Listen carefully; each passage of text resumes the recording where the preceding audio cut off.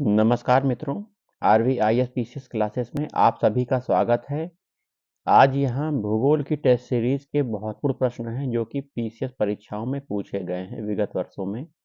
तो यहाँ मिलान करने आया है। देखिए, भारत के राज्य तमिलनाडु की सबसे ऊंची चोटी कौन सी है? तो तमिलनाडु की सबसे ऊंची चोटी आप याद रख लीजिए, डोडो बेटा है। डोडो बेटा तमिलनाडु की सबसे ऊंची चोटी है। राजस्थान की सबसे ऊंची चोटी गुरु शिखर पर्वत, गुरु शिखर चोटी है। नागालैंड की चोटी है सारामती चोटी। सारामती चोटी नागालैंड की। मध्य प्रदेश की धूपगढ़ चोटी। याद रखने की चीज है। अब प्रश्न यहां से स्टार्ट करते हैं। आरओ परीक्षा 2021 में पूछा गया प्रश्न है मुख्य परीक्षा में। हिमालय में त्रिशूल शिखर के संदर्भ में निम्नलिखित में से कौन सा कथन सही है? पहला कथन है यह उत्तराखंड के बागेश्वर जिले में स्थित है। बिल्कुल सही। यह चोटी 7,500 मीटर से भी अधिक ऊंची है। ये गलत है। तो केवल एक आंसर सही है। जो त्रिशूल शिखर हिमालय का है, उत्तराखंड के बागेश्वर में है और ये लगभग 6,690 मीटर ऊंचा है। लगभग त्रिशूल वन की ऊंचाई, इसमें त्रिशूल वन, त्रिशूल टू, त्रिशूल तीन है। तीन प्रकार के त्रिशूल हैं और इनकी अलग अलग ऊंचाई है। एक की ऊंचाई 7,120 है, एक की ऊंचाई 6,690 है, एक की ऊंचाई 6,000 है। तो 7,500 से तो तीनों नीचे हैं। ठीक है, चलिए आगे देखते हैं। देखिए, आईएएस परीक्षा में पूछा गया प्रश्न है सियाचिन हिमनद, सियाचिन ग्लेशियर कहाँ स्थित है? सियाचिन ग्लेशियर इंपॉर्टेंट है, नुब्रा घाटी के उत्तर में स्थित है। नुब्रा घाटी के उत्तर में। तो सियाचिन ग्लेशियर अक्साई चीन के पश्चिम, गिलगिट के पूर्व, लेह के उत्तर, नुब्रा घाटी के उत्तर में स्थित है। तो चार चीज आप याद रखिए। अक्साई चीन के पश्चिम में है, गिलगिट के पूर्व में है, लेह के उत्तर में है, नुब्रा घाटी के उत्तर में है। तो नुब्रा घाटी के उत्तर में है। आईएएस में पूछा गया प्रश्न है। मैप से पढ़ेंगे तो ये आपको अच्छा से समझ में आएगा। और ये जो सियाचिन है यह भारत में केंद्र शासित प्रदेश लद्दाख में स्थित है। सियाचिन लद्दाख में है। आइए अगला प्रश्न है निम्नलिखित हिमनद ग्लेशियर सबसे बड़ा है, इनमें से सबसे बड़ा कौन है? तो सियाचिन ग्लेशियर सबसे बड़ा है। दिए गए विकल्प में सबसे बड़ा हिमनद सियाचिन है। याद रखिएगा, क्या है? सियाचिन। सबसे बड़ा हिमनद इनमें से कौन है? इनमें से सबसे बड़ा हिमनद गंगोत्री है, इनमें से। ठीक है, तो गंगोत्री हिमनद 26 किलोमीटर, रुंडन हिमनद 19 किलोमीटर, कंचनजंगा 16 किलोमीटर, केदारनाथ हिमनद 14.5 किलोमीटर। ठीक है।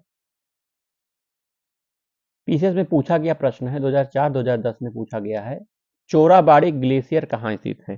तो चोराबाड़ी ग्लेशियर केदारनाथ मंदिर, केदारनाथ मंदिर के उत्तर में स्थित है। उत्तर में, याद रखिएगा। केदारनाथ मंदिर के उत्तर में चोराबाड़ी ग्लेशियर स्थित है। बाढ़ आ गई थी यहाँ पे, याद रखिएगा। बाढ़ मतलब ऊपर से पानी नीचे आ गया था, ये बाढ़ ना कहा जाए इसे। पहाड़ों से ऊपर से पानी नीचे केदारनाथ तक आ गया था। चोराबाड़ी ग्लेशियर से पानी नीचे आया था। इसमें मिलान करने आया है, हिमनद दिया गया है और नदी दी गई है।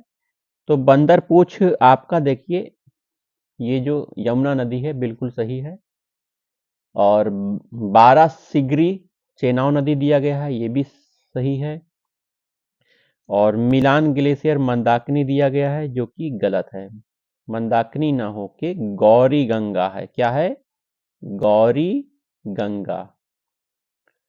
सियाचिन ग्लेशियर नुब्रा के उत्तर में, जेमू ग्लेशियर मानस में ना होकर तीस्ता में है। ठीक है, मानस में ना होकर तीस्ता। ठीक है, तो इसमें एक, दो और चार सही है। ऑप्शन में एक, दो, चार, पहला ऑप्शन आपका सही है।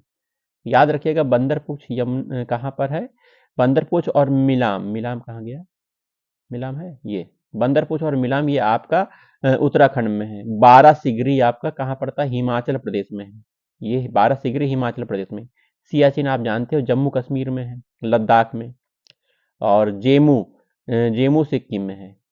याद रखिएगा। आइए एक इंपॉर्टेंट प्रश्न को देख लेते हैं। मेघालय का पठार है, मेघालय का पठार प्रायद्वीपीय खंड का भाग है। मेघालय का पठार प्रायद्वीपीय पठार का विस्तार, मेघालय और प्रायद्वीपीय पठार का ये विस्तार है, इसीलिए पूछा गया, इंपॉर्टेंट है। यह भ्रंशन के कारण प्रायद्वीपीय भाग से माल्टा गैप द्वारा पृथक हो गया है। देखिए, छोटा नागपुर पठार एक अग्र गंभीर है, अब इसकी थोड़ा सा व्याख्या देख लेते हैं, तब मजा आएगा। ये हमको भी समझ में नहीं आया। अगर गंभीर क्या होता है?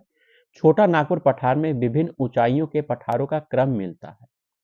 मध्य पश्चिमी भाग पर पाट भूमि स्थित है, जिसकी अधिकतम ऊंचाई 1100 मीटर मिलती है। इसके पठार के प्रत्येक दिशा में सोपान मिलते हैं। पठार में ढाल तीव्र स्कार्पों के रूप में पाए जाते हैं, अतः यह एक अग्रगंभीर है। चलिए, अगला प्रश्न है, अरावली और विंध्य श्रृंखलाओं के मध्य कौन सा पठार स्थित है? तो अरावली विंध्य श्रृंखलाओं के मध्य मालवा का पठार स्थित है। कौन सा? मालवा का पठार अरावली और विंध्य श्रृंखलाओं के मध्य स्थित है, याद रखिएगा। अगला प्रश्न है, दंडकारण्य क्षेत्र अवस्थित है। दंडकारण्य ये छत्तीसगढ़ और उड़ीसा राज्य में स्थित है। दंडकारण्य छत्तीसगढ़ और उड़ीसा राज्य में स्थित है, याद रखिएगा। इंपॉर्टेंट प्रश्न है, निम्नलिखित में किस तट से भारत का औसत समुद्रीय तल नापा जाता है? भारत का औसत समुद्र तल ये आपका चेन्नई से नापा जाता है, याद रखिएगा, चेन्नई से। भारत के प्रादेशिक जल क्षेत्र का विस्तार है 12 समुद्री मील तक है। तट से 12 समुद्री मील तक भारत के प्रादेशिक जल क्षेत्र का विस्तार है। किसी भी देश में प्रादेशिक जल क्षेत्र को क्षेत्रीय सागर कहा जाता है। क्षेत्रीय सागर की दूरी आधार रेखा से सागर की ओर नापी जाती है, जो सामान्यतः 12 समुद्री मील तक होती है। भारत की तट रेखा की लंबाई लगभग 7,500 किलोमीटर है। कितनी है? 7,500 किलोमीटर।